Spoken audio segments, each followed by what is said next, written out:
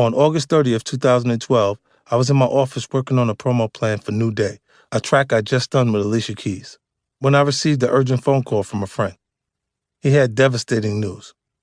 Chris Lighty, my longtime friend and manager, was dead. I had been standing in the middle of a bustling office, but when I heard the words "Chris is dead," it was like the noise around me suddenly turned off. "I can't believe I just heard you say those words to me," I told my friend. "Say it again so I'm sure I'm hearing you right." But there was no miscommunication, no mistake. Chris Lighty, the man who helped guide my career, both through the valleys and over the mountaintops, was gone. Even more devastatingly, I was being told that he had shot himself. That Chris Lighty, one of the smartest, most self-assured, and most motivated people I'd ever met, had decided to take his own life. To this day, it doesn't feel right. Chris's death was a blow on many levels. The most devastating, of course, was knowing what his loss would mean to his children. Chris's daughter, Tiffany, and I in particular were close, and I knew she worshipped the ground he walked on. As soon as I learned he had passed, I made a vow that I would look out for Tiffany in his absence. I tried to live up to that promise, rewriting my will to include her. I'm so supportive of Tiffany that I didn't even flip when she knocked the mirror off one of the Lambos I let her drive. That's how you know it's love.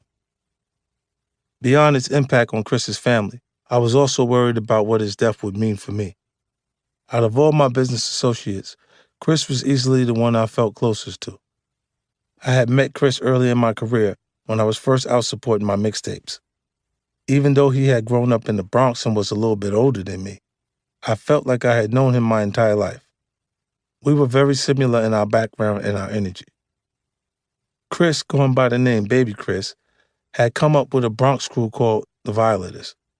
From snatching people's chains in clubs, he graduated to carrying records for legendary DJ Red Alert. That relationship led him to becoming the tour manager for groups like Tribe Called Quest and De La Soul. He later became a successful executive at Def Jam before launching Violator, his management company with Mona Scott. Just like I was always seeking to find balance between 50 Cent and Curtis Jackson, Chris had two distinct sides to him as well. Chris Lighty, the executive, could sit down in the boardroom and have no problem cutting a multi-million-dollar deal. But Baby Chris from the Bronx would still want to smack you in your face if you played too much around him. We were both constantly walking the tightrope between respecting our street and demonstrating our corporate character. For that reason alone, we deeply understood each other. With Chris, for the first time in my life, I had someone outside my immediate family who I trusted implicitly, with my money, with my visions, and with my future. A trust, as I've said, that is very hard for me to build. I didn't realize how much I trusted Chris till not long after he died, and I had to appear at a deposition about one of my businesses. As a lawyer quizzed me about how the operation was run, I began to realize that my answer to almost all the questions was that something Chris would handle. It really brought home to me what a huge role Chris had played in my career. I've really struggled to fill that void since Chris passed.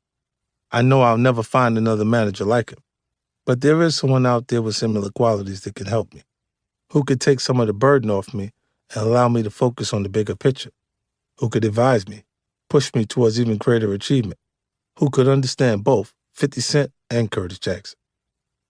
I started this chapter saying the greatest attribute of most successful entrepreneurs is being an astute judge of character. So the question I have to ask myself is, have I lost faith in my ability to judge people astutely? Or have I been uneasy opening up my life and career to someone the way I did with Chris? Because to really let a manager do their best work, you've got to let them into almost all aspects of your life. I believe the answer is that I've been too guarded in trying to find another Chris. One of the goals I got to set for myself is reestablishing my confidence and ability to evaluate and read people. I've always been confident in that regard, so I need to embrace that skill set and start the process of establishing that trust with someone again. It can be scary to open your life up to someone new, but when you pick the right person, it can also be incredibly beneficial.